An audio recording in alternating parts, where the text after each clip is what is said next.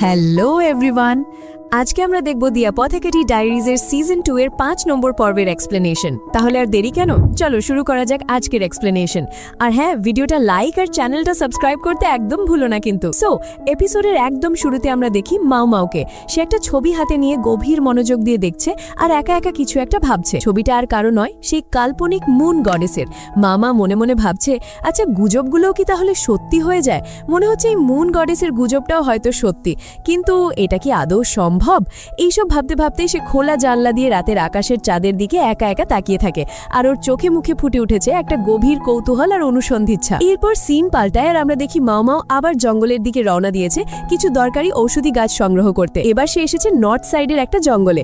জায়গাটা দেখতে দেখতেও ভাবছে, একসময় এখানে নাকি খুব ভালো লোকেরা থাকতো, কিন্তু এখন তারা সবাই চলে গেছে।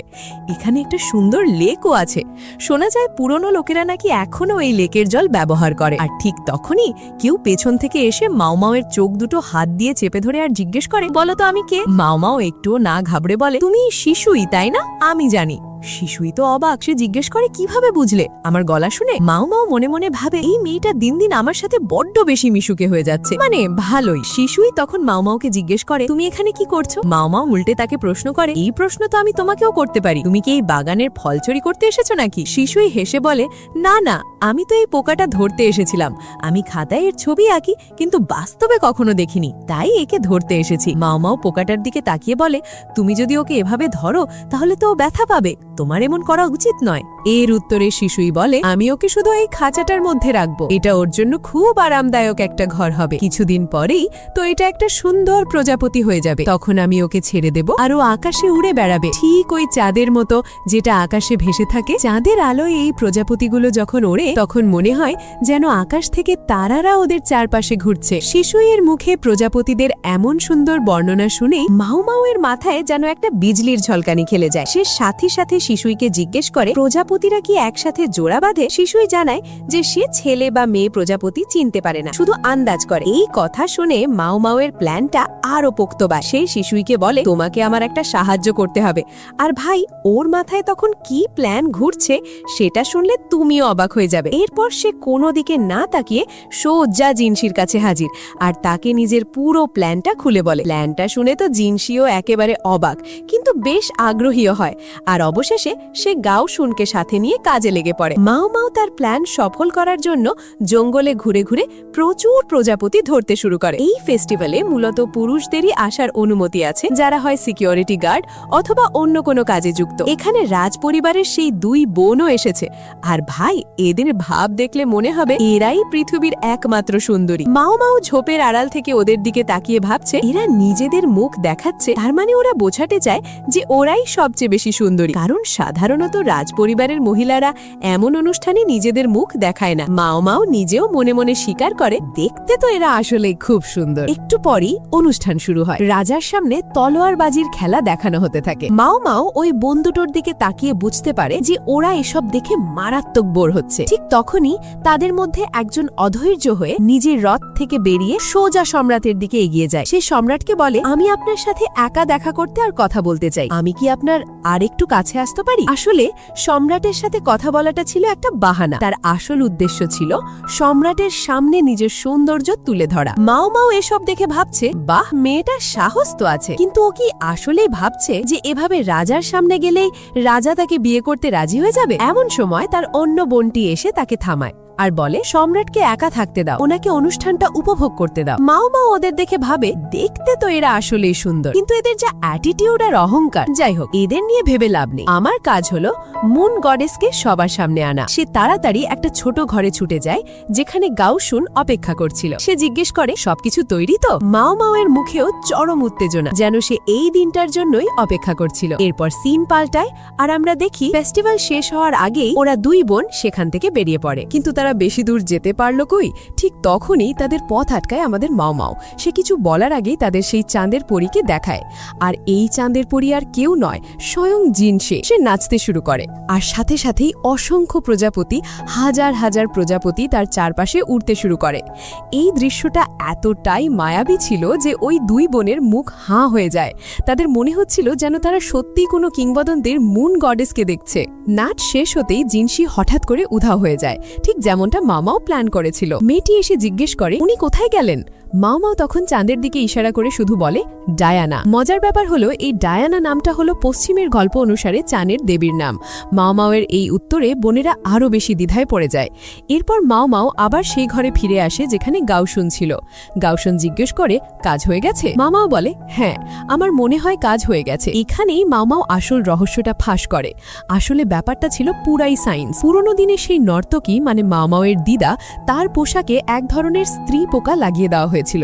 সেই পোকার শরীর থেকে মেয়েলি গন্ধ বের হতো, আর সেই গন্ধ পেয়ে পুরুষ প্রজাপতিরা তার দিকে আকৃষ্ট হয়ে চারপাশে উড়তে থাকত।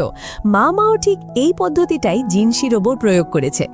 এদিকে আমাদের হিরো জিনসি এসে অভিমানের সুরে বলে তোমাদের কাজ শেষ হতেই তোমরা আমাকে ওখানে একা ফেলে চলে এলে। মাও তাকে ধন্যবাদ জানিয়ে বলে আপনাকে অনেক ধন্যবাদ এত ভারী পোশাক পরে আমাদের সাহায্য করার জন্য। আমাদের কাজ হয়ে গেছে। জিনসি বলে আমার চুল এখনো ভেজা। মাও একটা তোয়ালে নিয়ে তার চুল মুছিয়ে দিতে শুরু করে, আর মনে মনে ভাবে এই কাজটা তো উনি নিজেও করতে পারতেন। পরের দিন সকালে শাওলান মাওকে জানায় যে সে আজ থেকে স্কুলে যাচ্ছে।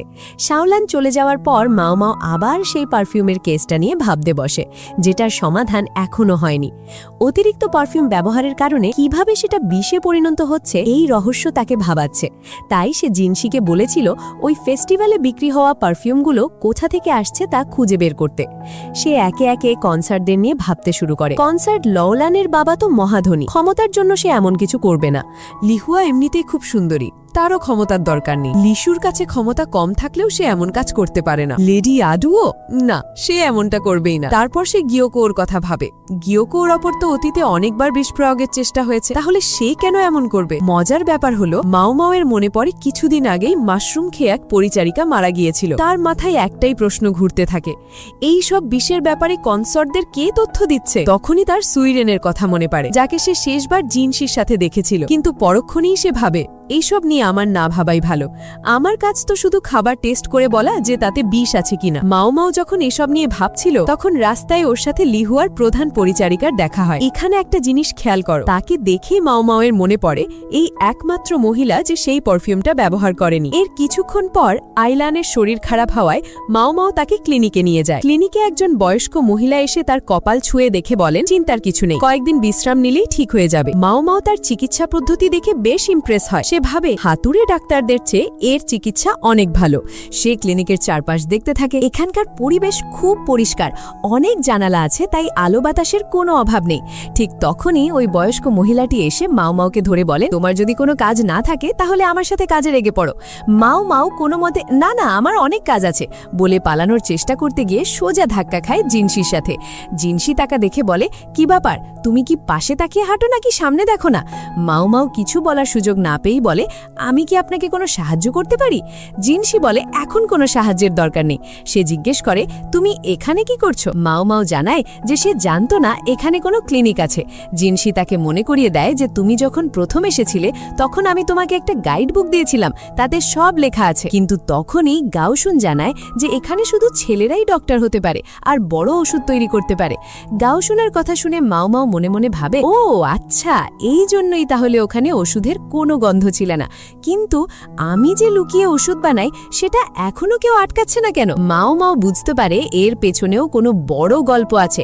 ও আরও জানতে পারে যে সম্রাট খোঁজা বানানোর সার্জারি বন্ধ করে দিয়েছিলেন যাতে জনসংখ্যা কমে না যায়, আর এই নিয়মটা ঠিক জিনসির সার্জারির সময় চালু হওয়ার কথা ছিল।